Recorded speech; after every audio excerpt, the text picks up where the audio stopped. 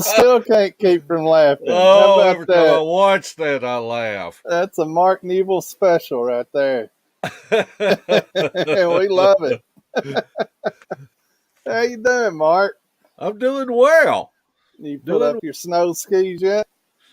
Everything's starting to melt now. So, but my lake is still iced over, except where my lake is well fed, Yeah. and so where the water's going into the lake, at least that way the ducks and the geese, got a Yeah. place to swim in circles.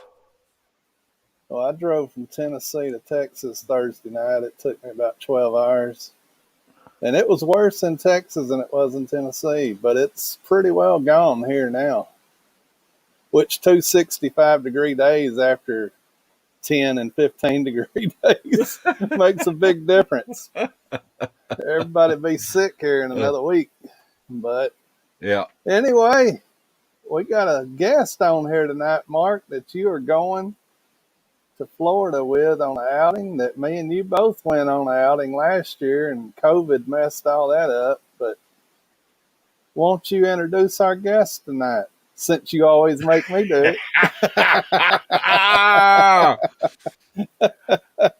Our guest, still to this day, is what happened to him down in Mississippi is still my favorite encounter story, because the booger revealed himself to him purposely, which is something that most of the times it is by accident, somebody driving and catching one in their headlights, but not in this case. And he is the video creator of Bigfoot Odyssey. You know him, you love him. We welcome Kerry Arnold. Hey, What's Kerry, happening, how gentlemen? are you? Hey, I don't know. I'd I got use to that work on my love. introductions. I know, right? I need to just bring Mark with me everywhere I go so he can introduce Yeah. me. I don't know about that love part so much. I do know this. Those that love you today will hate you tomorrow. So I have come to learn that very Yeah. quickly. Thank y'all for having me on here. Yeah. Hey, you got something big coming up here soon, and we wanted to give you a chance to talk about it and see if you can scare Mark or get him motivated a little bit.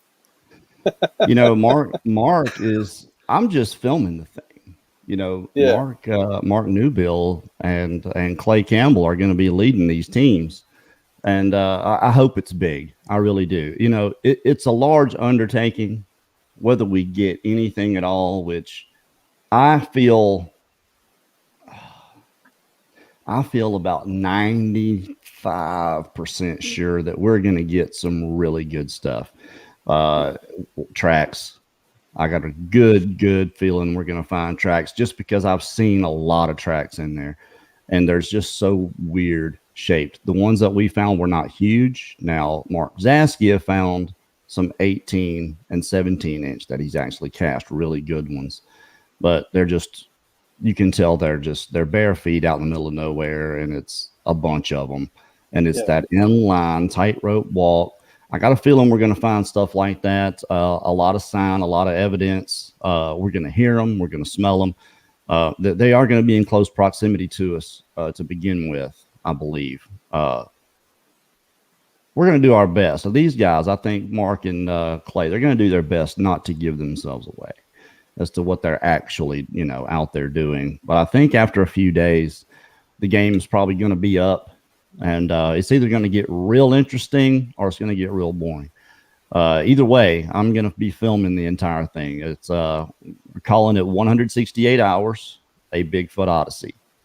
And that's what it is, an Odyssey. When you talk about the word itself, Odyssey, Homer's Odyssey is a journey dotted with notable experiences. And I do believe that this is going to be exactly that. I'm going to reserve the word epic, but just for me personally, in this whole pursuit, just trying not to make foolish decisions because I'm not the only person that's going to bear the brunt of my misjudgments. Yeah. So, but I think we're going to be successful, and our goals are realistic because these creatures are there. And, you know, I say this, I've been saying this a lot, you know, it's foolish to chase after something that's out of reach because time is not replaceable. But we do think that this is an accomplishable goal, at least the way we're going to do it. And we're hoping for the best and preparing for everything else. I understand that. I know last year we set forth on this journey and we kind of got sidetracked quite a bit immediately. Yes. What did you learn from last year that you're going to implement this year?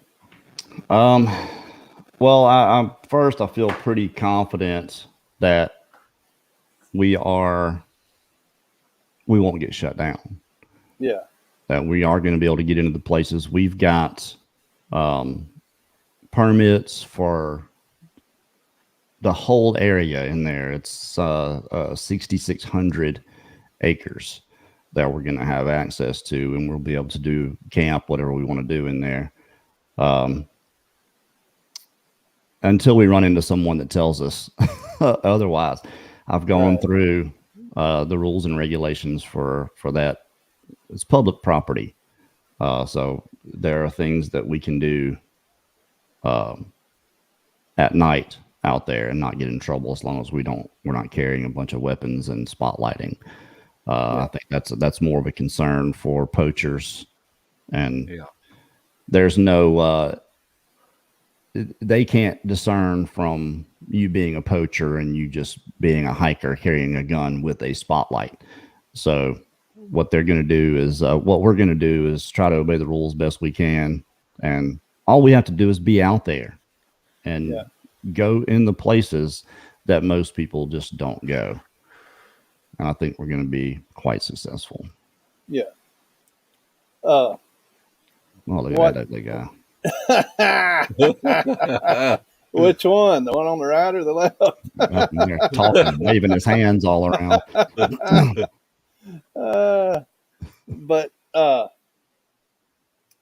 what I know last year you raised a lot of funds and bought a lot of equipment. Have you added to that equipment any? Quite a lot, actually. We raised about $10,200 actually. Yeah. And unfortunately, through COVID and me losing my job, I sold some of that stuff. I really didn't have a choice.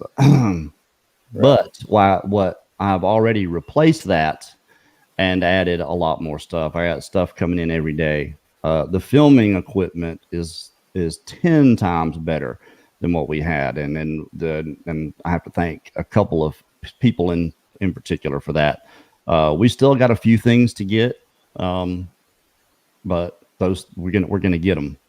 Most of it's batteries, more SD cards, the right kind of SD cards, for to make a good quality film.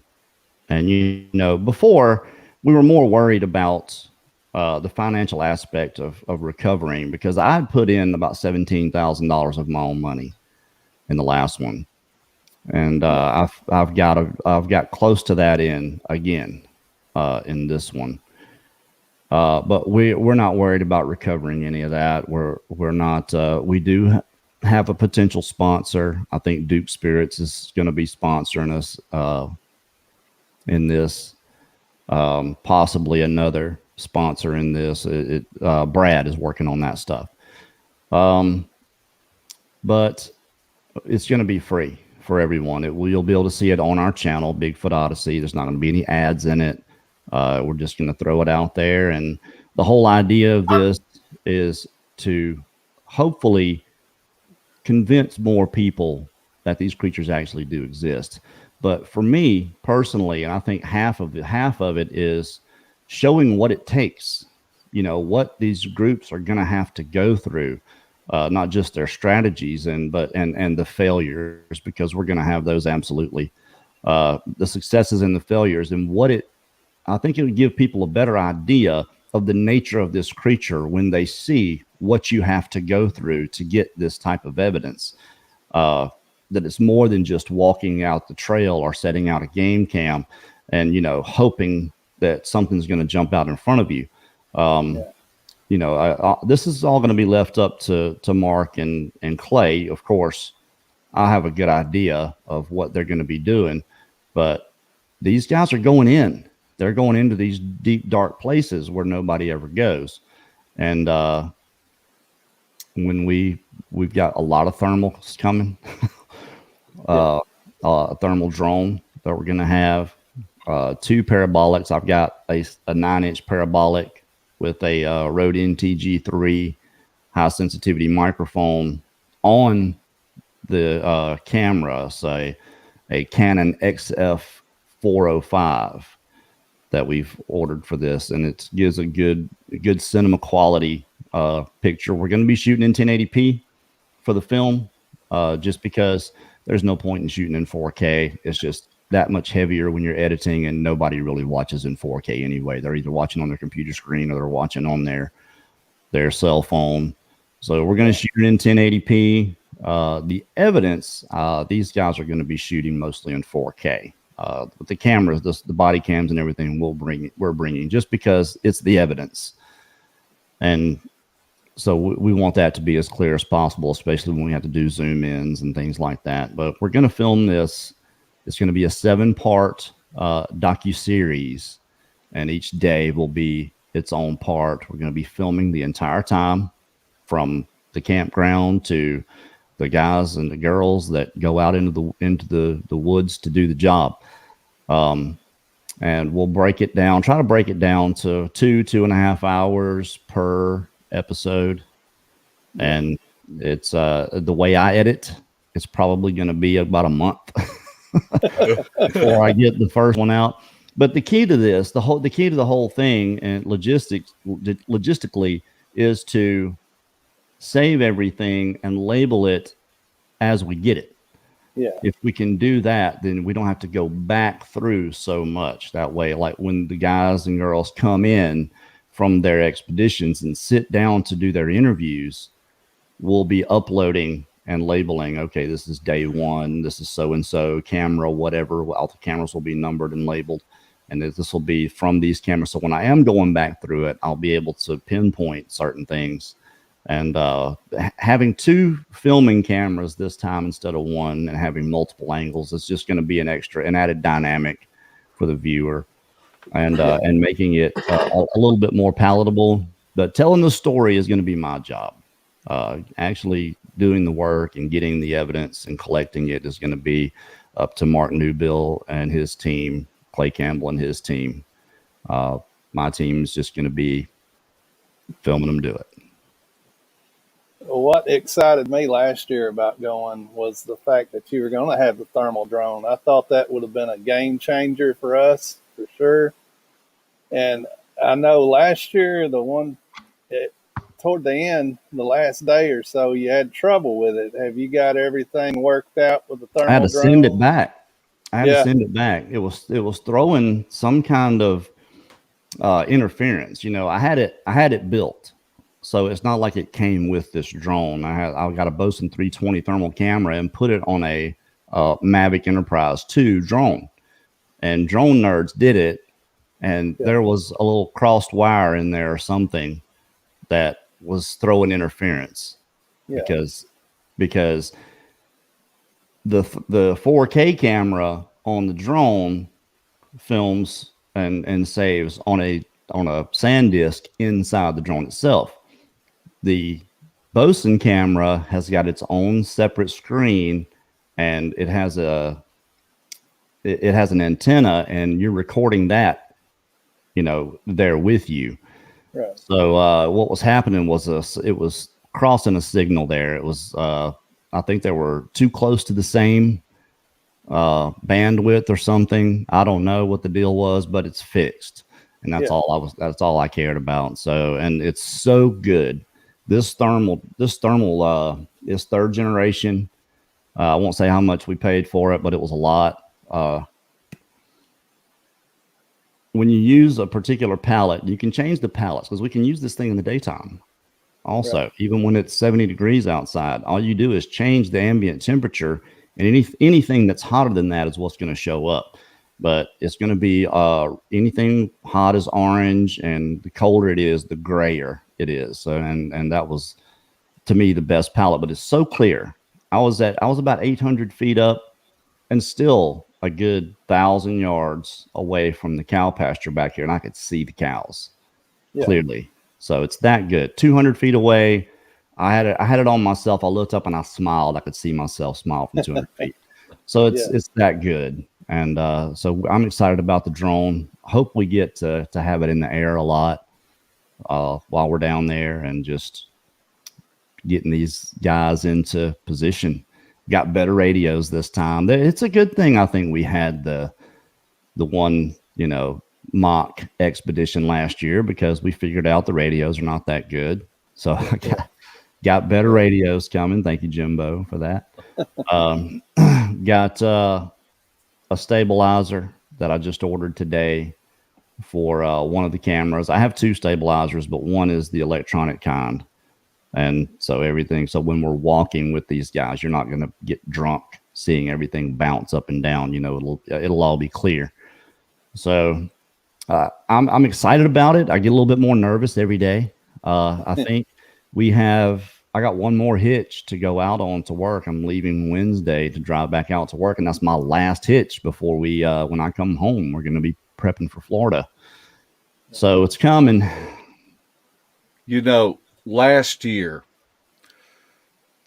you were talking on the R&R report about the drone and having a thermal on it, and Larry was watching that episode and I was watching it, and I kept thinking that's the perfect strategy to have, and I want to go. I was about to send you a message, and I thought, well, let me call Larry and talk to Larry and get his thoughts. And he was thinking the same thing. And I don't know who called who first, but it was like, look, I mean, the different tactics that you can use with having an air wing with a thermal and to be able to go out. I remember it was about a year and a half ago. We was on an expedition and there was a new guy there, and Dan Ricky got a hit on a thermal, and so we got excited. So about four of us got together and we started talking strategy. Okay, we got a hit. What do we do? And because we had like four thermals, and we're sitting there talking, and one of the guys that was sitting there showing out, he made a beeline for right where the hit was, and I thought, oh man, he just blew it, and whatever it was out there that we got the hit on, it just disappeared, and so it's really good that we've got these people that are coming. Nobody is trying to outshine each other, and we will be able to get there and talk strategies and sit there and talk about the do's and the don'ts of when we get a hit. But the idea of getting a hit or somebody seeing something and radioing back to Kerry at camp and saying, shoot the drone up.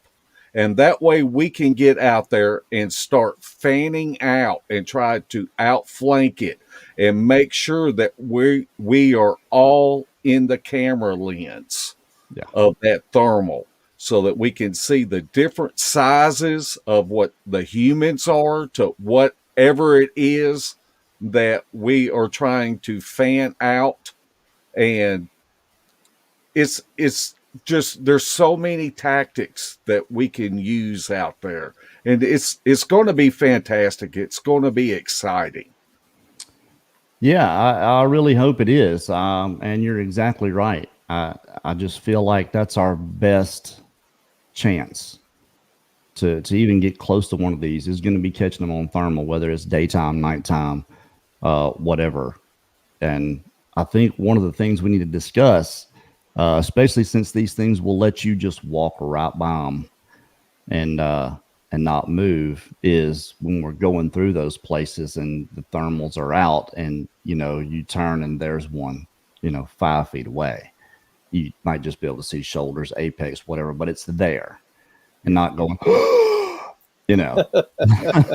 not flipping out, but just kind of pretend like you don't see it. Maybe let everybody know, hey, I got one right here to my right.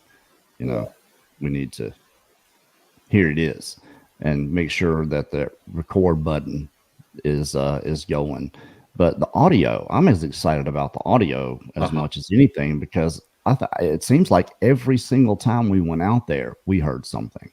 Now, we heard talking one day clearly.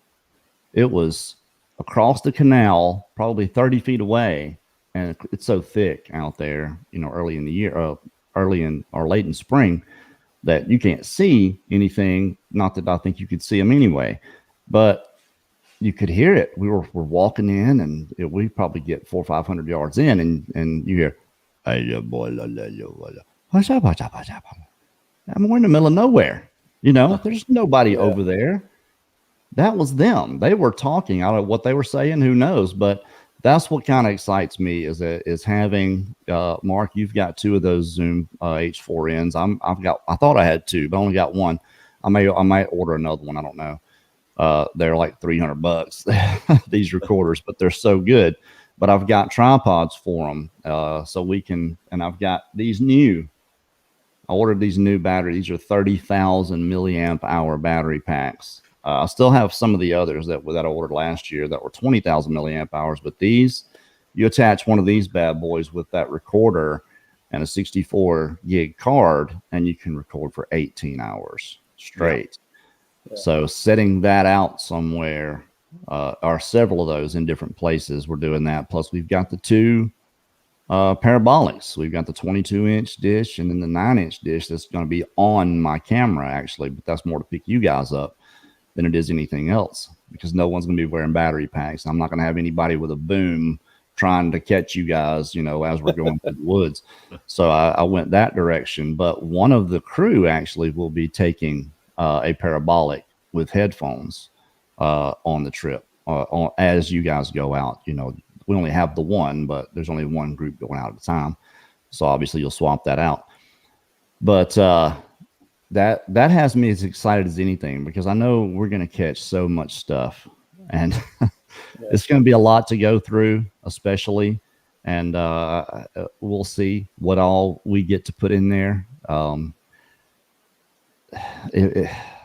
just the body cams, especially because we got the shoulder mounted cameras, that you can look at your wristwatch and see where the thing is pointed, so you don't have to turn your head. So if they do follow your gaze, like I think they do, you can have your head down here, and they're not hiding. They got their head poked out, watching where you are. Too bad we don't have a thermal that does that. But I mean, hey, we're still not that limited. We know what our limitations are, and we're going to push ourselves to them on this one. I can tell you. What you were talking about earlier, Mark, with the people that we have going. Everyone understands what is being expected of them. And that's what kind of surprised me. When I did this in the beginning, the first time, I talked to 44 people on the phone in the first week. 44. I had them all written down. And all but 5. It was all but 5 backed out, because either they didn't want their name and their face out there, because your name and your face is going to be out there for those that are doing this, or they didn't want to make the sacrifice. Standing on the edge of that dark canopied place at 1 o'clock in the morning, and going in there. Um, they backed out for one reason or another. So everybody that's going understands what's being expected of them. That we're asking them to go into dangerous situations, not just because there's boogers in there, but because there's alligators and hogs and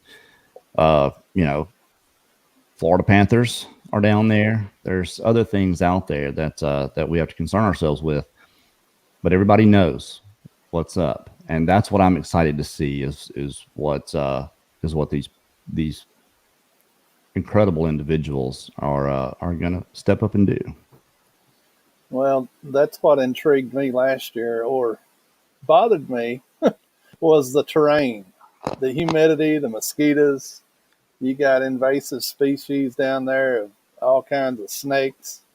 You step off in the water, you got an alligator. And now they say crocodiles are starting to thrive in Florida, in southern Florida. So Crocodiles? southern, way down there. Yeah, Okay. I've heard that. I didn't know that. I know there's alligators there, and there are some in this place we're going, way in the back. Yeah. But watching Mark and Melanie for the last 6 years, they've never seen an alligator in there. And I just wonder if that doesn't have anything to do with, and they've never seen a snake. They saw one snake, and it was on a tree, and it was just a rat snake. I think it wasn't a poisonous snake. Yeah.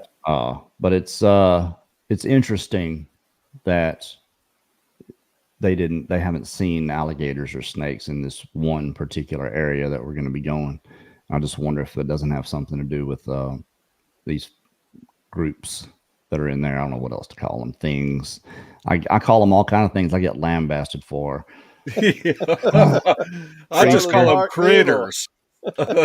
Someone got on to me for calling them a creature one day, and I was like, I'm using the word creature the way it's meant. Creature, it comes from the word creation, being a creation of God. So that's why I use the word creature sometimes. Thing, beast. Of course, you guys both use that word.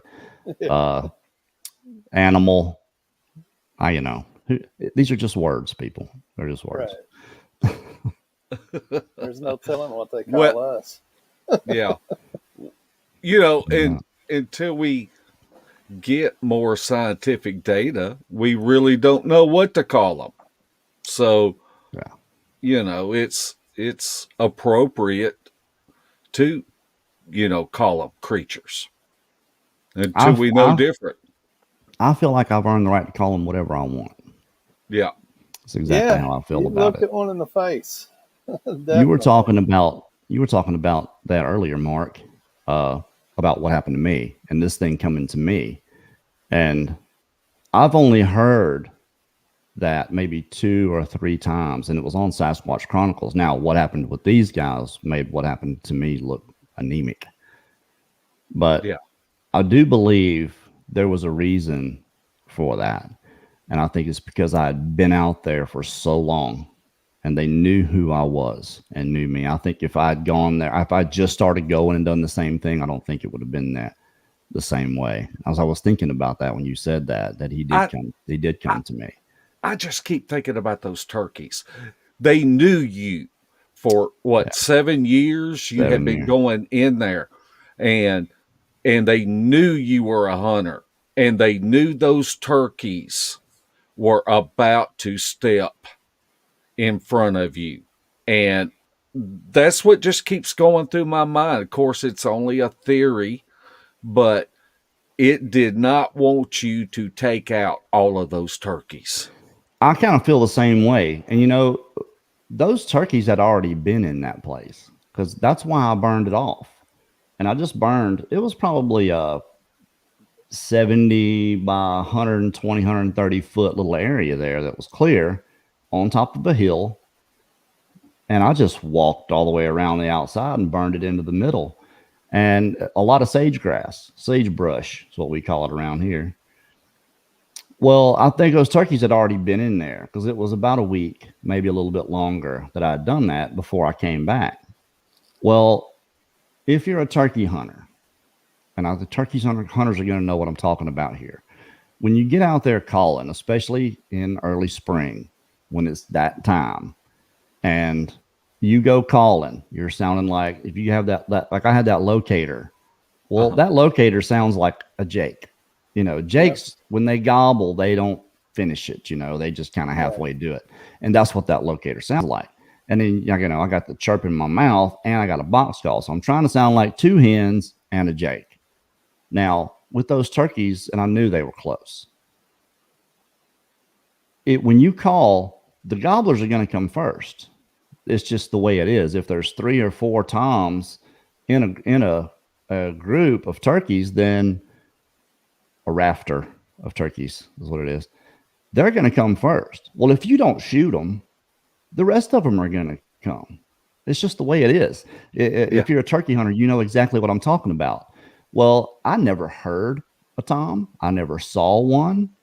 What I think happened is, because there were none there, is I just called in the rest of them.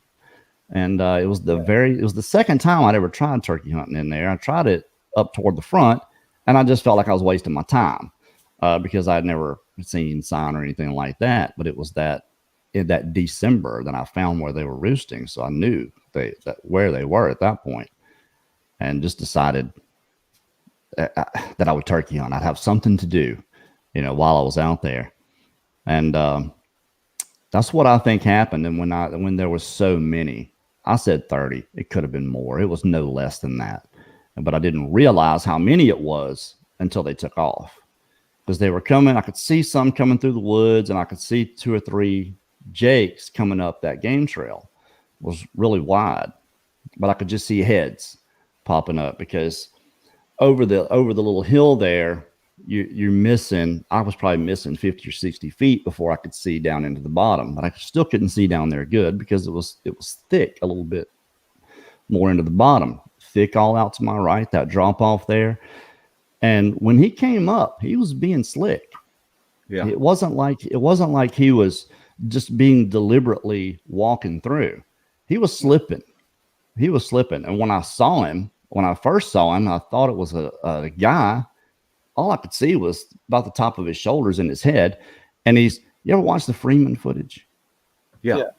When that thing steps out there and he turns his head and looks and then turns back, that sent chills down my spine when I saw that, because it was exactly like that, except he did it a couple times.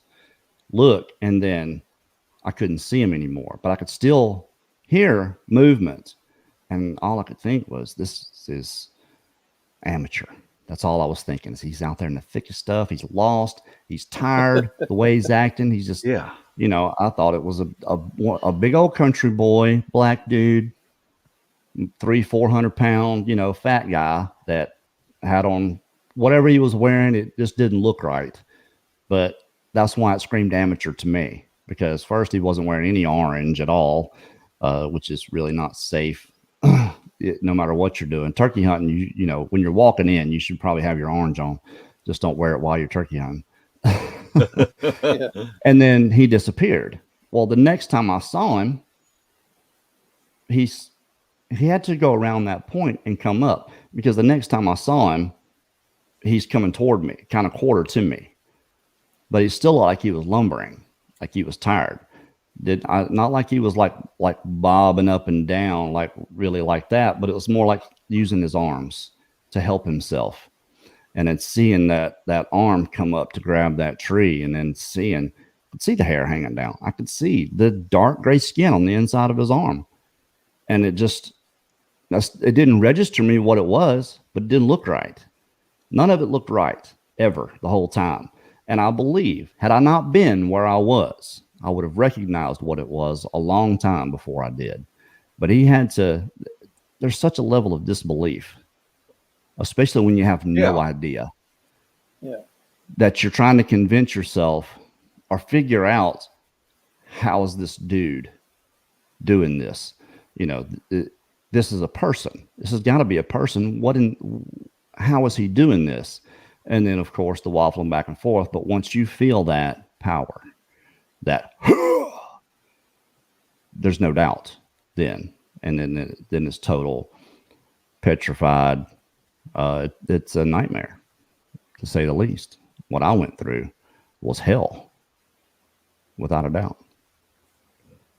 and then you had to get back to the truck. And I was so far away.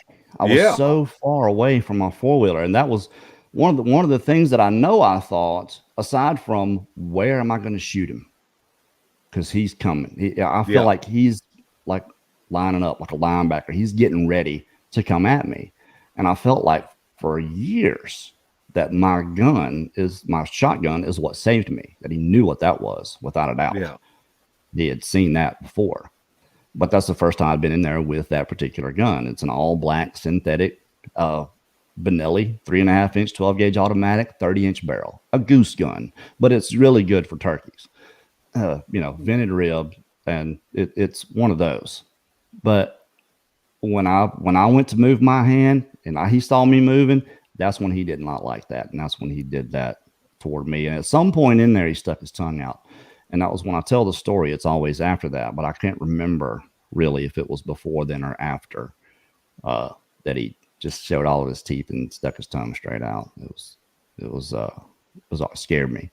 What really scared me was hearing that tree when he was holding on to that tree and being out from under the limbs where I was and being able to see the top of the tree now, and moving back and forth and seeing it and hearing it. Once you get a sense of that power, that's the terrifying part. And I knew I wasn't going to make it out of there. That even if he got close, he was still going to get me. These were my last moments, essentially. That's how I felt. I tell you, Larry and I have been to that spot with you, and I know where your truck was parked and where you were at, and the idea of trying to make it that far out. And that stuff is thick. Was you not surprised at how thick that was, Larry? Oh Up yeah. in there. I mean, if You're not something going was to take no shortcut through the woods. yeah, not a human. Now, a Bigfoot might have some booger trails in there that they could take, but as far as a human, there's no way that if that creature wanted to take you out, there's no way that you would have made it out of there. No. It's just And I don't know if he followed me or not, but there was another one. He was either him or another one there waiting at just before I'm coming up the hill and everything starts to open up. You know exactly where I'm talking about.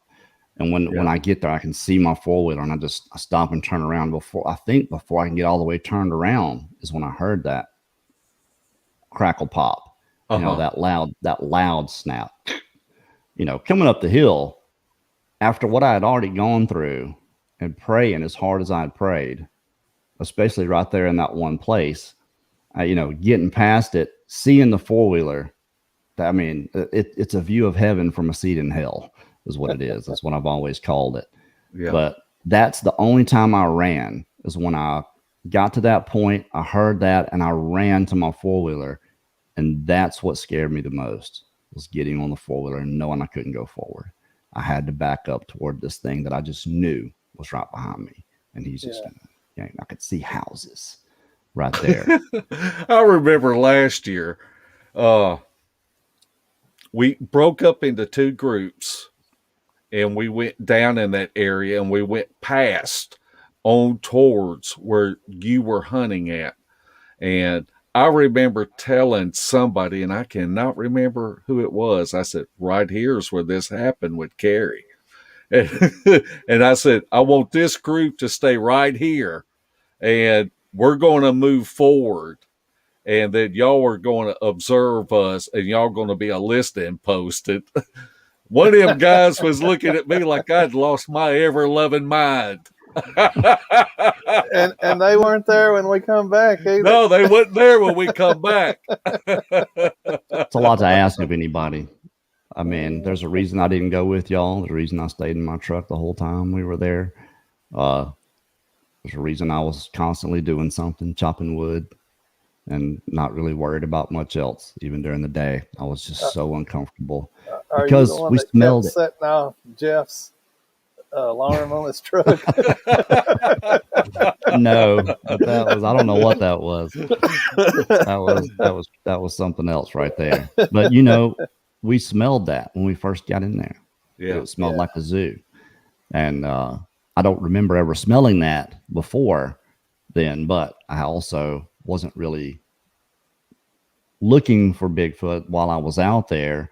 And since I had been there, the one that I saw was the last day I was there. So, but going in there and smelling that is just like a trigger. It's so hard to explain the feeling of doing this. The analogy I use is take a 2x6 and put it on the ground and walk across it. You can walk across it pretty easy. Now you take it and raise it up 100 feet. It's the same 2x6, but now there's doubts. Now you're worried about don't fall, don't fall, don't fall, don't fall. That's me going into the woods. Yeah. I'm looking behind every bush. I'm so focused on everything except the things that I shouldn't have to be focused on is what I focus on, and it hits me in the stomach. I don't know why it gets me there. I know y'all remember the day we walked out there in Bienville and I had to go. Yeah. There was no waiting. It happened. That's the second time that's happened to me there, and I felt fine. In my mind, I was okay, but my body was not. And it's such a debilitating type of feeling. I worry more about how I'm going to be affected than anything getting me. And I think that's part of the problem. Now, Barb Charlton has helped me a lot with that, but you can't escape your own conscience. There's no way to fully do it. And when you see that that these creatures are there, you don't have to be convinced. They're there. They could be right there. And in my mind, they could be right there. That's it. And that's what bothers me about going in. Florida wasn't quite as bad because it doesn't look like Mississippi woods. Going in Mississippi woods bothers me a lot. I don't even go into the woods back here behind the house just because I heard a knock one day. I just don't want to go back there. Yeah. Got no reason to. And, some of the guys got down there to Florida before they shut it down. Yeah. And the Projerski brothers. Now, you think of the Projerski brothers, and they sound like some hitmen from the outfit. And they kind of remind you of a couple of hitmen. But they were parked on the outside of the gates the night before, and they could hear stuff going on. And we're gonna hear them. We're gonna get some good audio down there. That's what I feel good about. And then the fact that I don't have to do what you guys are doing is what's gonna help me more than anything. And I'll put myself in this position. I did this intentionally. I put it out there because if I back out, I have zero credibility. No one would ever watch us ever again if I backed out at this point. So not that that's a driving force for me. The driving force for me is to make people more aware and make a good film and make it all the above, entertaining at the same time, and that it's a good story and that we're covering everything that's happening truthfully. This is exactly what's happening. This is exactly what these guys are doing.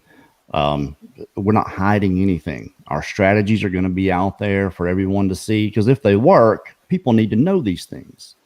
Yeah. There's a lot of people that say, well, I'm not going to tell people, I'll ask a lot of these experts that know all these things. How do you know this? Well, I can't tell you.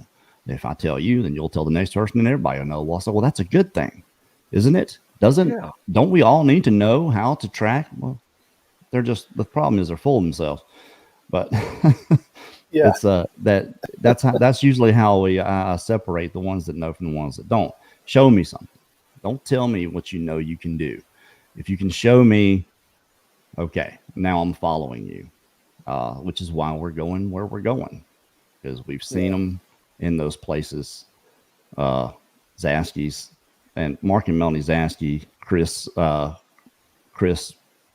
Connor, and Mark Barton. The people that do the work down there, Matt Larson, that's who I listen to when it comes to the Florida stuff, because they're the ones that go in there. They know what's in there. And I just feel like we have a good chance. I really do. I feel good about it. I really hope y'all can match up some thermal footage and get them talking where y'all can see That would be the good. thermal and match up the timestamp with some kind of communication or something between them. That would be cool. Yeah, Definitely. we're going. I've already got a plan together for audio and backup audio whenever we go into the field. Uh, if and it's just like what you said, Larry. If you can match up audio with the film footage, I mean Yeah, it's pretty convincing. Well, I know definitely. this. As much as we can plan to go down there, a lot of the things that we're going to do and go through, we're going to have to figure out in real time, because most of us have never been there. So it's going to be a lot of figuring things out as we get there, and are able to assess the environment. Um, you can look at maps all day long and say, yeah, well, if we can go through here, we may not be able to get through places like that. So certain things that we're just going to have to figure out while we're there. And I've got full confidence in these guys that are going and to do this, and we're not going to leave anything in the bag. We're bringing it all out. And if there's a 10, 11 footer standing there 40 feet away, we got him on thermal, and it's someone's going in there after, I'm going in there right there with them. Well, that's one thing I'll say about Kerry. He said he's going in, and last year, whenever we were the final destination at Yeah. Mississippi, you were the first one to go check the audio recorders, change the batteries, and all that. And you did it at night. You did it in the day. I didn't go So, by myself though.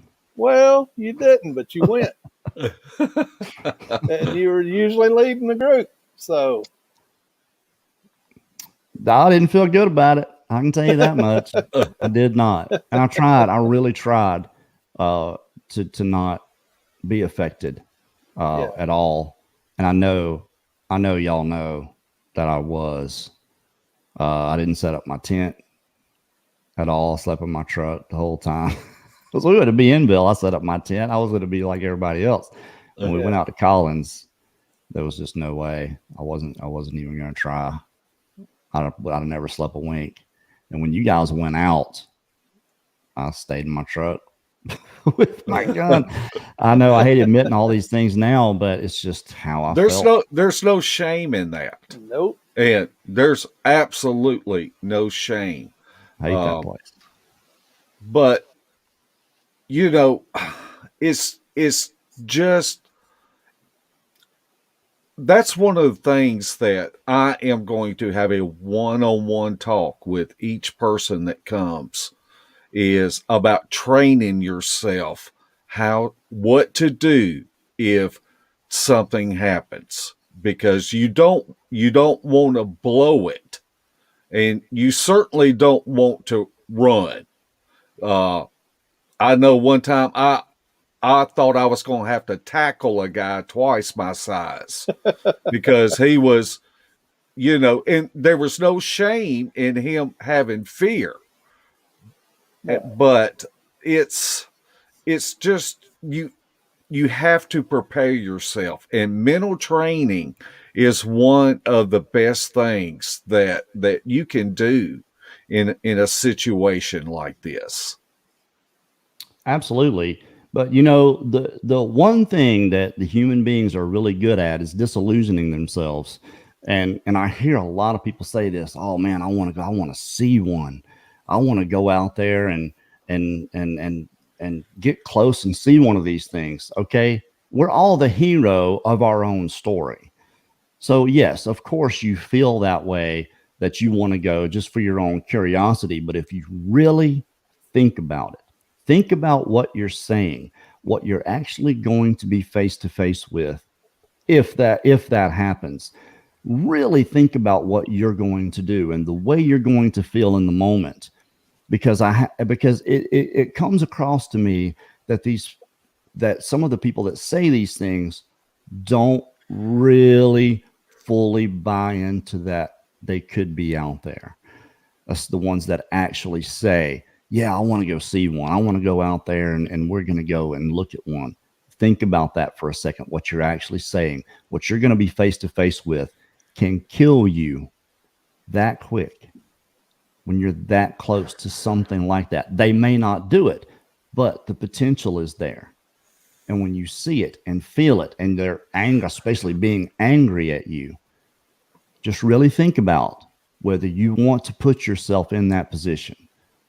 Okay, remove Sasquatch and put a lion or a tiger, something you know for sure exists in the same situation. Would you do that? I would hope not. A smart person wouldn't. You know, nowadays, you don't know. Back when we were kids, we used to play with guns and knives and fireworks. You know, all the dumb kids were taken out pretty quick.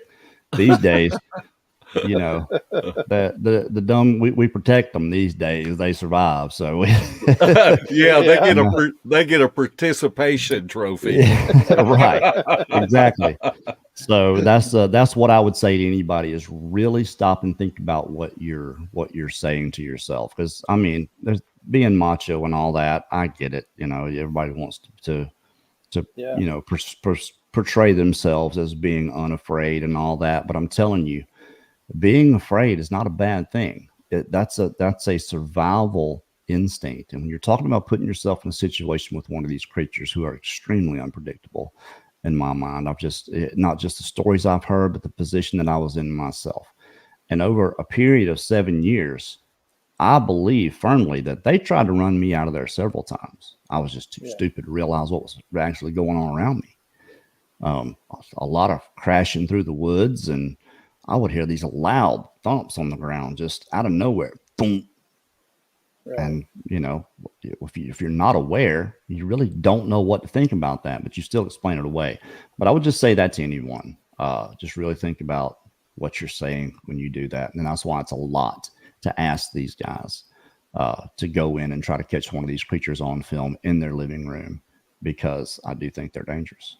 You know, well, I agree with that, because Mark and I have talked about it, and we both want to see one. We keep putting ourselves in positions where we're vulnerable to see one, but that day is going to come sooner or later, or maybe it won't. That we may be face to face with one like you were, and that may change our whole perspective of, okay, I've seen it, I don't want to see it again.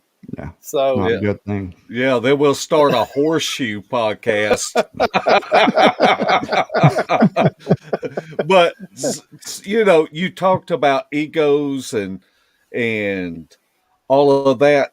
I have probably been in the woods with well over 100 people, and I may get blasted for this, but I find more bravery in women than I do men. I don't know what it is, but I would go out in the woods, you know, and see grown men just buckle at the knees, and then you see a lady beside them, and their bravery. I don't know what it is, and I'll probably get blasted for it. Yeah, but I think you have probably have noticed that too, Larry. Yeah. You won't get blasted for it by any man that's got his wife sitting by him. I can tell you that. Linda Joyce Arnold, who is in the chat here somewhere, ready to go to Florida. Every time we go anywhere, she's gone. Yeah, she has scared me so bad. One time we were actually down in Florida. Her and Melanie, they go Magellan. When I actually saw them 200 yards away, and I'm sitting there with Mark, because I know what's out there, and all I'm thinking is, well, he just reached over and grabbed him by the head and brought him in, and he's gone with them. You know, we were yelling for him, heard nothing, didn't yell back. They're just off doing their thing, right? Well, finally, after about 20 minutes of freaking completely out, we saw them across the field They were about 400 yards away. So when they got close enough to hear them, from then on they were Ponce de Leon and Magellan. That was their nicknames because they were just exploring their butts off. But it doesn't matter where we go. That's what Linda's doing. She's wandering off somewhere, and she's heard my story. She believes me 100% that this is what is out there and this is what we're going after. But yet she still goes and does it. Yeah. And every single time it bothers me. So I agree with you. There's something about females. I don't know what it is. Not afraid of dying, I guess. Now, this time on your outing, you have 2 females that are part of the team. Is that right? 2, yes. Lynn Parsons, who has property down there near Brooksville that we're going to be going to do a segment. She has an eyewitness coming. We're going to her property. We're going to do a segment there with her for one night. Me, Brad, and another member. We'll figure out when we get there for a day and a night, and then we'll come back while everyone else is still doing their thing. That they're in the place where we're going to be camping and searching. So, and Stephanie Perez, Stevie is her nickname. She actually works in one of the parks in northern Florida, so which is a big plus for us. But they're both trackers. Yes, I really like that they are both trackers. Yeah, the fact that they were female had absolutely nothing to do with the reason we wanted them to go. Mark suggested Stevie, and when I talked to her, I knew exactly why he did. So I was like, yeah, we really need her to be a part of this. Lynn lives there, has these experiences, has experienced a lot of weird things on her property, but she's also going to be helping me essentially with the filming, but she's going to be also a part of the crew. I don't know, with her being not long out of chemo, being a cancer survivor, what her stamina is going to be like. So we're not going to ask a whole lot of her, but she will be helping me essentially. And everyone is crucial to this. Everyone that I've chosen, and I made sure that these were going to be people that were going to be able to not only do this, but come back and articulate and convey what they've experienced to everyone else. Because every time you guys go out, as soon as you come back, you got to sit down in front of the camera and talk about what you went through. So we can take what you captured along with what you're talking about and make a show out of it. So that's essentially how that's going to go. But one thing definitely that you do well is put together a documentary. That last one you did with Mark was great, I thought. Oh, well, thanks, man. All I had to do was turn the camera on and have the guy talk. You know, he did all the work. It's got 175,000 views. That surprised me that it had gone for about a week. It was getting 15, 20,000 views a day. That was just kind of surprising to me. We only had one other one do that, and it was the one we did 5 miles away from there. Yeah. That had gotten viewed like that. So it's not so much me putting it together. I've got a vision for how I want it to go, and that's how I shoot it. But the way he told the story, the emotion, very powerful. Just being there with it. I mean, I almost teared up watching the guy, and I'm not ashamed to say that. So he's they're gone from there now. They've all moved. Mom and Dad moved, sold that place. I don't know who they sold it to, but you know, they're there. Did they relay to those people that bought it what was going on? I don't know. No? I have no idea. Well, I sent a message to him the other day. I was going to get him on a researcher's report just to kind of see where he is now and to get a show with him, and I haven't heard back. So I know he's got a new job, a really good job now, and the family's good. They got a new house. They're doing well. The last I heard, they were doing well. So I'm happy for them. I'm glad they got away. I am. Yeah. I would have done it. I would have left. Absolutely. Had your interview with Mark Barton changed your mind any on the outing in Florida at all? No. Nope. No. to me, and because I've talked to Mark Barton off camera. Yeah. I think a lot of that stuff is personal with him, whatever that is. Even he says that whatever he experienced is not Sasquatch, that the Sasquatch are essentially a ruse, just a hairy ape person that's out in the woods. It's these other things that that you have to watch out for. But until I experience it and someone else experiences it, I can't worry about it. Yeah. Well, I got to go on record to say I don't want to experience what he experienced. No, I don't need it. Not at all. I'll look at a Sasquatch, but I don't want to see none of that stuff. Look how long they were out. Look how long they were out there, and how many times he went before he did experience it. Yeah, and he had to be by himself, and I don't think he was in a very good place to begin with. But he had been seeing these shadows, even at home. Had been seeing these things. So, talking to him, and he's good now. He's so good. The thing that bothered me about the whole thing was watching them for years on YouTube and seeing how he was, and then seeing him like this. Right. You know something happened to this guy. Whatever it was, however he perceived it to happen, it happened to him. Something happened. And that's what really bothered me as much as anything. I was glad that he chose us to help him get that out there. Yeah. I was really grateful for that. And I think he's a lot better since then. We text every now and then, and he's good. That's good. Yep. But something happened. Something did happen. I don't know. Yeah. Oh yeah, no doubt. I don't know. Yeah, it bothered me to watch that, thinking if all that is the big picture to this whole thing, I don't want no part of that picture. Me either. Yeah. I'll quit tomorrow if that's what that is. But I tend to lean more toward this being something personal with him. And that's how I have to see it until something changes. Right. And I know we can catch these things on camera. That's all we want to do is catch one on camera moving. We can catch them peeking at us through the bushes all day long. We want to get them moving so people can say, oh yeah, all right. That way they have two choices. It's real or it's a guy in a suit. Yeah. And the way we tell the story and showing the people that are doing this is what's going to take guy in a suit out of the equation. Right. Yeah. So that's going to mean everything. So it's not going to be, it could be leaves. It could be, no, that's not what we're going after. Good. And I'm looking forward to it. Mark, what do you think about it?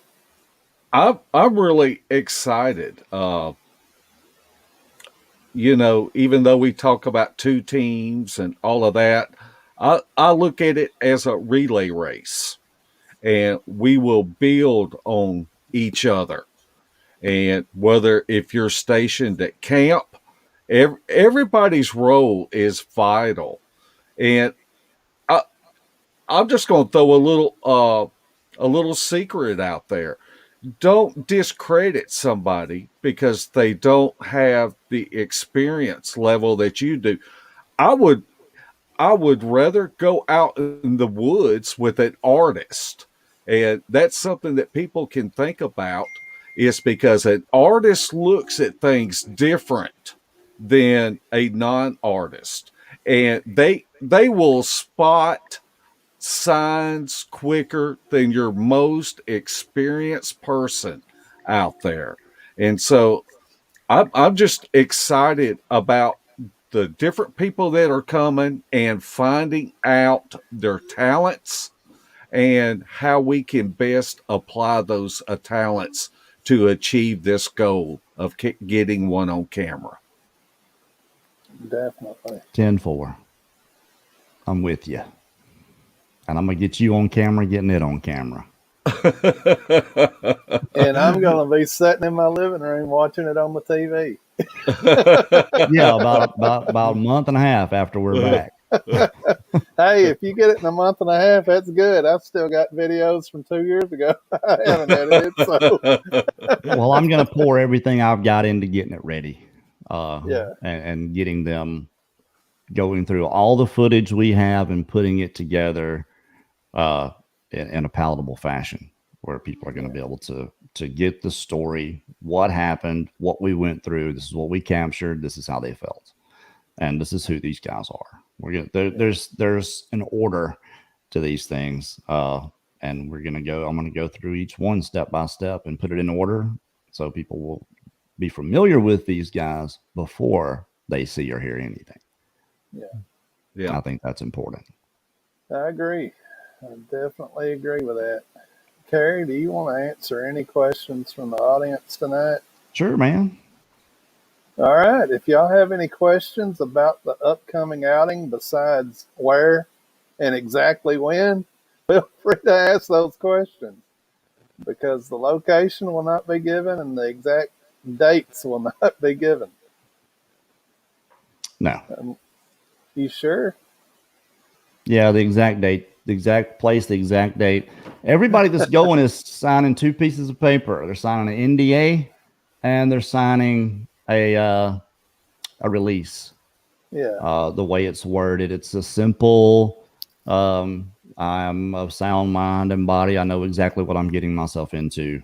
The same thing I had last year that you guys didn't have to sign because we didn't go. Right. But it's essentially the same thing. That way, somebody dies. God, Lord forbid, that's not going to happen. But things do happen. If that happens, nobody's family is going to come after me.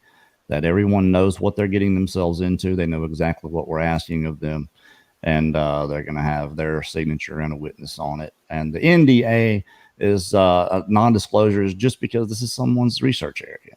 You know, Right. if we get epic footage, this place would be flooded with whoever in a week. Yeah. So that's the main reason for that. But if we don't get anything, it won't really matter. At least by then it'll be done. Yeah. There was a question, but I don't know. If you're like me, you don't want to give your opinion of somebody. So I'm not going to ask you that question. I'm sorry, Rick, but we try to take a high road here. Let's see about that. Do you know where Bigfoot babies come from? Well, when a Bigfoot mommy and a Bigfoot daddy love each other. I thought it was a stork. When a That's what Bigfoot mommy and a Bigfoot daddy love each other, they go digging under rocks and then they find a little baby.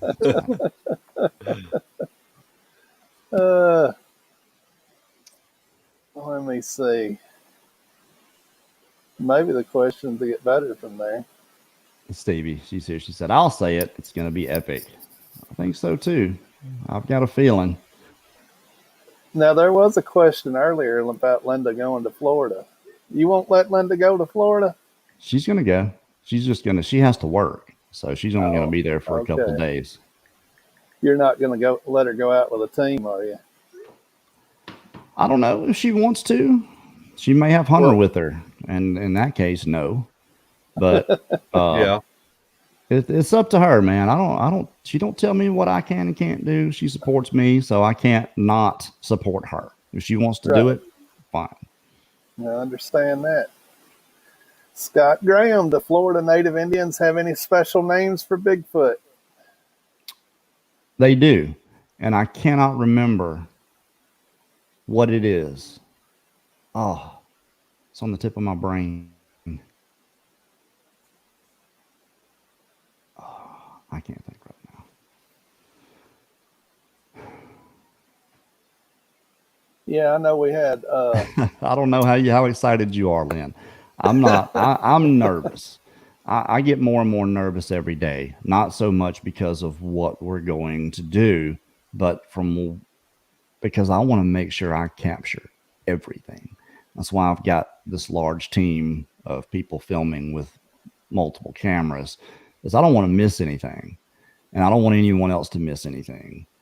That's what I worry about more than anything, is being able to grab what we're doing and convey it in a way where people will enjoy it. It's going to be good, no doubt about it. You got to practice last year. Yeah, we did. Just one thermal drone. But there will be Nancy. multiple drones. I've got one right here, Does it and work? it works. And Is that the one you run into a tree? I don't remember running into a tree. Oh, the thermal. You Oh, a said a thermal thermal. You said drone. That's Yeah, drone. just a How many thermal. thermal Yeah. drones? Yeah, yeah, multiple Right. thermals. multiple I've got thermals. two others. I've got two others that will be ground thermals, and then everybody else is bringing some sort of equipment. So we're going to have a lot of thermal cameras, night vision, which I don't think is going to do us much good, Yeah. really. But except for the cameras, the filming cameras we shoot in night vision. So at night, you're going to be seeing everybody in night vision with our torch flashlight and our Okay. flashlight lighting everything up. So that's the night vision you're going to be seeing. And but just one thermal drone is all we could afford. Well, It- Clayton will probably have to bring his tractor trailer with all the stuff he's bringing. No doubt.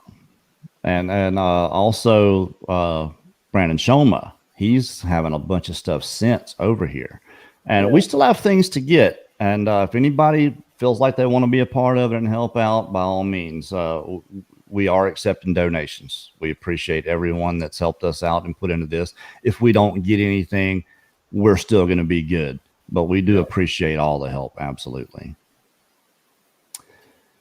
Mark Dodman, if you're successful with the research trip, have you considered releasing to the general public? Yeah. Well, that's the point. yeah, that's what it's going to be. You're going to see this. Everyone, we want the public to see this. We're not hiding anything. I want 1 million people to watch this thing. And if we get the footage, it's probably going to be that many. I guarantee it. Definitely. Makes Just me to see. makes me want to reconsider putting ads in it. But there's a reason we're not doing that too. We cannot make money off this. We can't make a dime. We can't have anything undercut the validity of this, and the perception that it's been done for money would kill it. And we can't do that. Right. What was that one? It was, Kerry, are you going to buy food for Larry? But that's how you're able to afford the thermal drone, because Larry's not going, so you didn't have to buy all that extra food. I got dibs on Larry's food.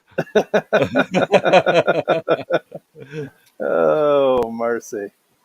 Well, I've got a good friend that's helped us out quite a bit with this. He's been just phenomenal.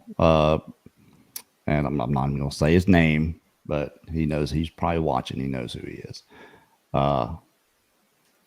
Whatever we need, he'll help us with.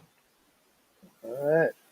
Do you believe these Bigfoot, Florida Michigan ride. Bigfoot could be a mutant or a combination of a swamp best provided this environment? I don't think it's any different than what you see in the mountains or in the Pacific Northwest or in New England. I think it's the same creature. I think it's just because of where they live. This is a completely different habitat than most places. There's a lot to eat there. There's the weather.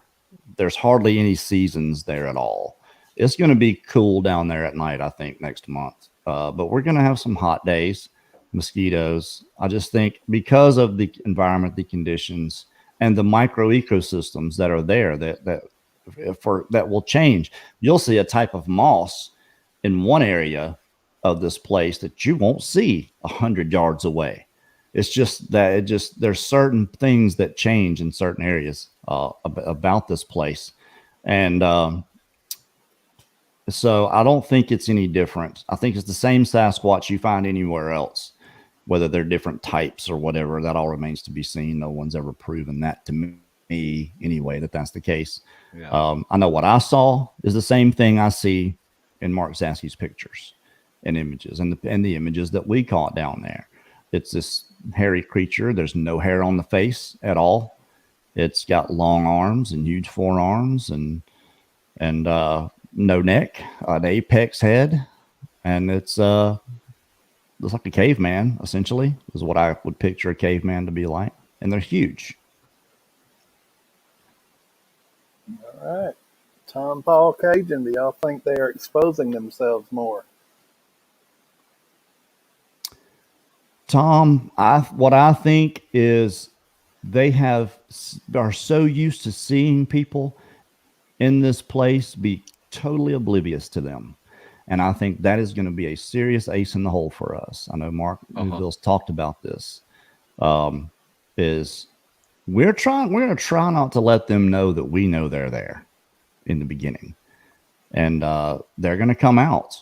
They're very, I think they're brazen enough that they can poke their heads out and watch us and feel like we're not going to see them, which we're probably not. But there are a lot of things that the camera can see that we can't. And that's usually how this works with these creatures down there. So exposing themselves more, they may back off. We may really upset them. And they yell at us, throw things. Mark and Melanie have been yelled at several times, growled at. Kind of hoping for something like that, really. Because the more of that stuff we get and catch, the more we can convince people, yeah, there's something actually down here. I agree. Rick Wright asked, are y'all carrying any weapons, pistol, rifles? In camp, we're going to be able to carry weapons legally. Yeah. But we can't have them out away from camp, out into the woods. Like I said, there's no way for a park official to discern us from a poacher in that respect, for us to be out there with weapons, especially at night with spotlights and things like that. So, and Rick, to be honest, if one of these critters wants to take you out, a 50 caliber machine gun wouldn't help you. I firmly believe that. I don't know. You shoot him in the head, I think he's gonna die. But it's the other one that you don't see. Right. There you go.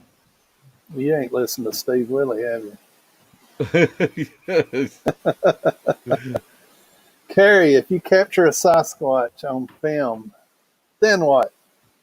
Well, Mr. Lee, what we're going to do is put it in the film exactly when it happened. You're going to have the people that were there for the filming talk about what they went through to capture it, what they saw, what they heard. This is what they captured, and then you're going to see it. It's just that simple. We're not leaving anything out. We want people to see what we're going to film. We're not taking our footage and holding it back so we can sell it to some paper later on or anything like that. That is not what this is about. What we want is to convince more people that these creatures do actually exist. Look, this is what we got. Yeah. You're going to see it. That's what. All right, Joe. I've been on several of those 3-hour tours. How many batteries for the thermal drone do you have, Kerry? 4. From Squatch Talk. 4. Is that going to be enough? Well, if you're recording in thermal, they last about 30 to 32 minutes, 4 batteries. The thing is, we got the charger, so we got 2 hours worth of flight time, and then it takes about 3 hours to charge them fully. So it just depends on how efficient we are with getting the one out that's dead and charging it while we're using the others. You know, it's going to be all up to that. That's why we have a lot of people helping with the filming. So we got people charging things, we got people downloading things. So we're going to do our best with it. Well, we're not going to be able to use the drone the whole time. It's not like we're going to have this thing in the air the entire time. It's going to be in specific situations, away from camp, out in the deep stuff. And then there's going to be areas where we're only able to get above and we're not able to catch those edges. You know, the drone does have sensors on all 6 sides, so you can't run it into anything. But that also limits you into places you can get because it just won't go.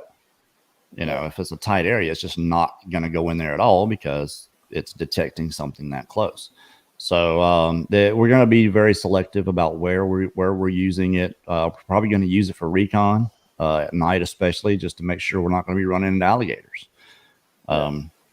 That's to me is going to be a huge advantage for us is using the drones for recon. And we'll in that recon, what Kerry means by that is like before teams go out and when teams are out in the field to be a forward observer and to see if they can spot anything that our thermals cannot see on the ground because of the vegetation. Yeah, I was impressed last year when Kerry got the drone out and he hovered it about head high and he could punch it and it would come back to that spot. Yeah. If there are high winds or anything, how effective is the drones? I don't Doesn't know the it? technology now, but Well, when you turn it on, before you ever go up, it's pinpointing its location by satellite, and you can see how many satellites you're hooked up to. Usually, it's anywhere from 12 to 20 different satellites, satellites triangulating its location. That's why I was able to hover it.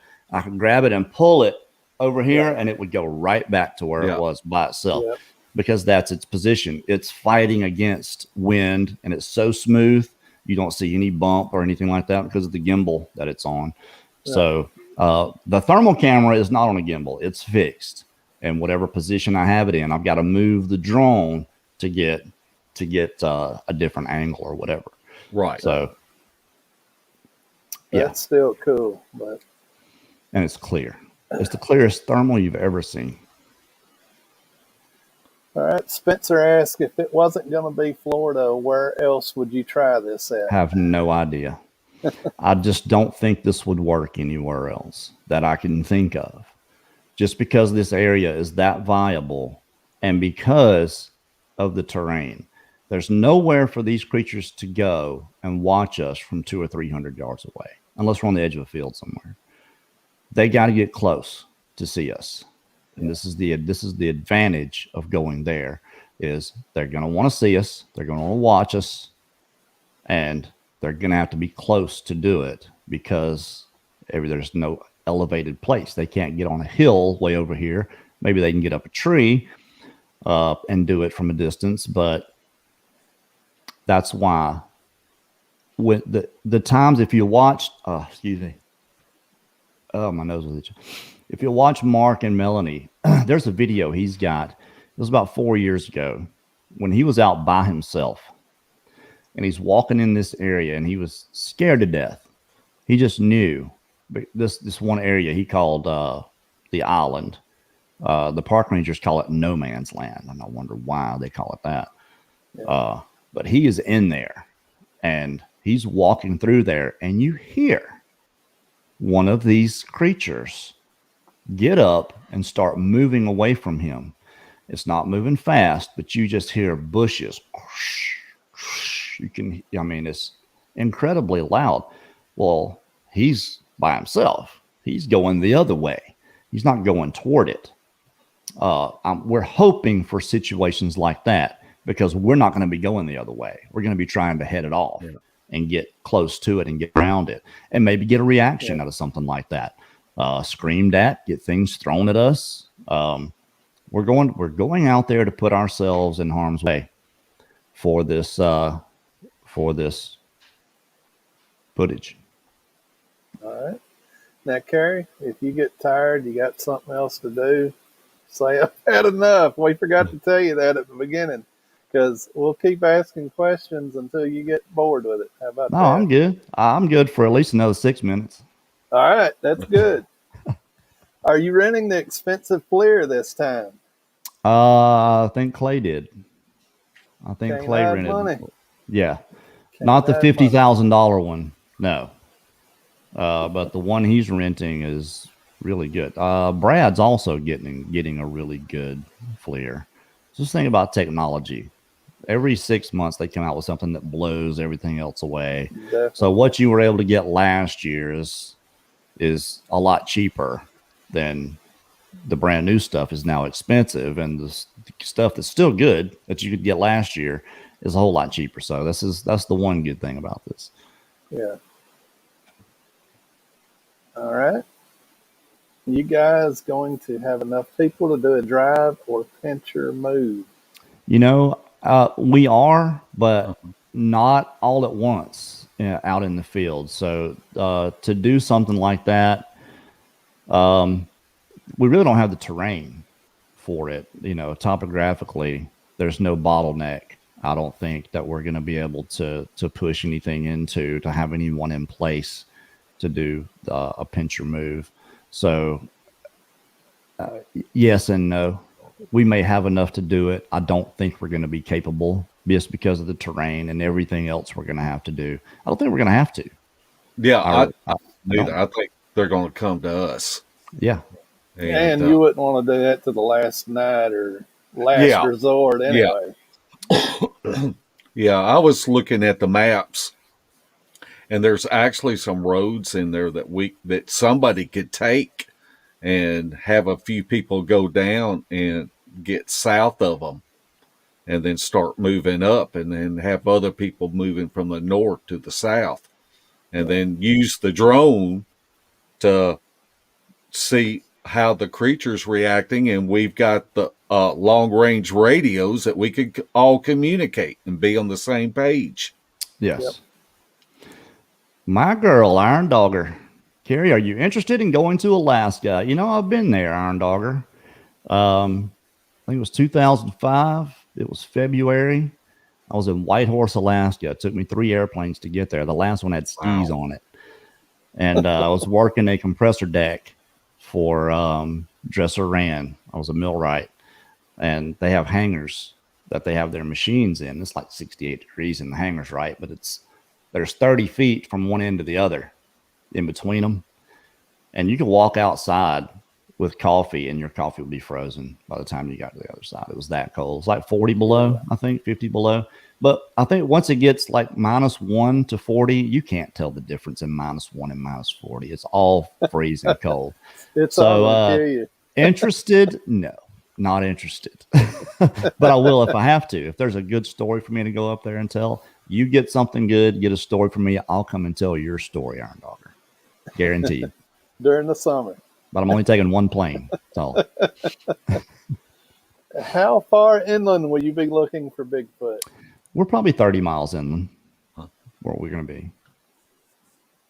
We're still, which is considered the interior as far as Florida goes. Not far. I can't give away too much of our location. That's true. Are you going to allow Mark to wade that canal? If he wishes. He will. They bring a John. It's not that far, 20 feet to get across. Just call me Stumpy after it's over with. All right. Oh, gee, it went away. Patrick Noble had a question. Where are we at? Oh, it went all the way to the bottom. Good to see you too, Iron Dogger. Where in the world? They need to fix that. So I had another one. Can you bait Bigfoot in Florida? I don't know about baiting. We're going to try different things. You'll see. You can bait them anywhere, but it may not turn out too good. You can bait Larry with Twinkies. Yeah, that's true. All right, Patrick, I've totally lost your question. Put it in there again, and maybe we'll still be in here to. Is that the Kerry? Kerry, did you sit on a 5-gallon bucket a lot when you were a millwright? No, I was a wrench twister. I read schematics and mic'd equipment and twisted wrenches. Mark, are you going to be a burrito? In your burrito. I always carry my hammock because that is the most comfortable sleep that you can get. I will probably have a tent too, so that I can set up a workstation for my stuff, and because I'm bringing a lot of equipment. But yeah, I will have a small tent and my hammock down there.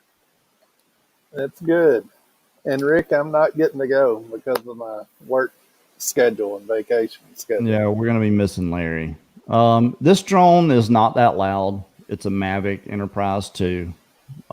It's not quiet, but they've never run from it or hidden from it before. And Mark had a Phantom 4, which sounds like 5 hornet nests. Yeah. You can hear that thing from 1,000 yards away. and actually had one sit up and look at it, and then just sit right back into the bush. It's amazing, amazing piece of 4K film. I've actually got a still frame from that. If somebody wants to see it. Here's Yes, a great Andy, question. we probably will. We'll do some live broadcasts just to kind of let you guys give updates, what's going on, for those that are interested. But you're going to have to subscribe to Hidden Existence to see it. So you're going to have to go to Daniela Aiello, who's the producer for Bigfoot Odyssey Research Report. She's going to be on her channel. I mean, I'm not going to be around to do it, and Brad's not to do it on our channel. So Daniela's going to do it on hers, and hopefully people will have some good information for you guys in real time. We'll have Mark will be in the back. We got it. We got that. He was 12 foot tall. You should have seen 1,400 pounds. He was. We got it. Oh my gosh. Hopefully everybody's doing that. And I'm gonna hang my head and start saying swear words. Yeah, you got the Patterson Gimlin footage. You're gonna have the new Bill footage. Yeah, to watch. And I'm gonna get to watch both of them on TV. All right, Patrick Nobles. He was wondering if you were concerned about park services or other law enforcement nosing around. Yeah. I am, just because they know. If they don't know, they suck at their job. Yeah. And these guys don't. So they know. And we're not going to be very forthcoming with exactly what we're doing if we can help it. But we're not breaking any law with what we're going to be doing. It's going to be acceptable. But I don't want to give them a reason to look to find something to shut us down. Right. I'm sure they could if they wanted. They sure found us last year. Wasn't hard to find us last year. No, that was due to COVID mainly. Right. Both places, game wardens came to us. Do you guys think it's safe to play recordings of babies crying? I don't think any of it's safe, Kurt. Honestly, I think it's all dangerous. Everything. But if it elicits a response, we're going to try it.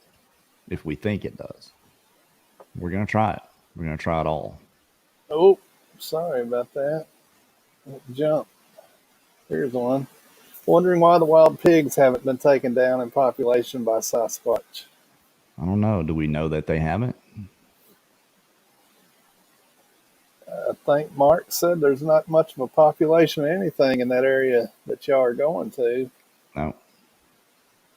Not really. We kind of already covered that question. And they'll be watching. I can't worry. We can't worry about that. No. We can only worry about the things that we know we can affect. and that's all we're going to worry about. All right. I think we got to the bottom of the questions. Was that all? All right. That's it. So now you're almost free to go. We appreciate you coming on here, Kerry, and discussing. I appreciate you guys having me. You know, we are trying to drum up buzz for this and just let everybody know that we've got something planned to be on the lookout. That we're going to be making this long.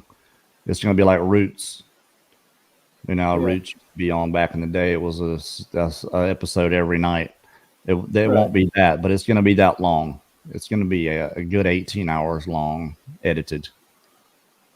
Well, I hate I'm not going to be part of it, but I am looking forward to watching it. Definitely. You guys can go do part 2. Yeah. 169 hours. One more hour. That's right. I'm not doing it, but you guys can. Well, Kerry, do you want to say anything at all about anything upcoming? You know, we don't really have anything upcoming that I know of other than this. This is what's upcoming. And I just want everybody to know that that a lot of this for me is personal. It really is. I want to do something that everyone else can see for themselves. Absolutely. But I do understand fully that what we're chasing is not a solution to anything. It's not going to be any kind of proof. And it's not just to show people the truth, but for me, it's to find the truth for myself. As terrifying as what happened to me, it was still a pretty quick encounter that ultimately changed my life for the better. I fundamentally believe that having that sharp turn in my life is what led me to where I am today. And I don't regret anything. I have no regrets. I think if I'd done things differently, I might not be here at all. But what we're trying to do is, it's not about being right or seeking approval from anybody else. It's about learning and giving and being forgiving, because we're going to have to forgive all those people that called us crazy. Yeah. Once they see what we got, because they're going to believe. Ignorance is not a sin. That's true. Mark, what do you got to say, sir? I just got to say that we appreciate Kerry coming on. And if you have not watched the Bigfoot Odyssey, episode 13 with Mark Copeland, you need to watch it. Now, it's amazing. You can look in his eyes while he is talking, and it made the hair stand up on the back of my neck. And it's an excellent documentary, as well as the 12 before it. But if you haven't watched it yet, go watch it. It's well worth the watch. Definitely. All right, folks, we're going to get off here. Appreciate you coming on, Kerry, and looking forward to what y'all present. Hey, we'll appreciate it very pray much. For your safety and for your success. For Do sure. that for sure. Yes, sir. All right. Y'all have a good night. We'll see y'all.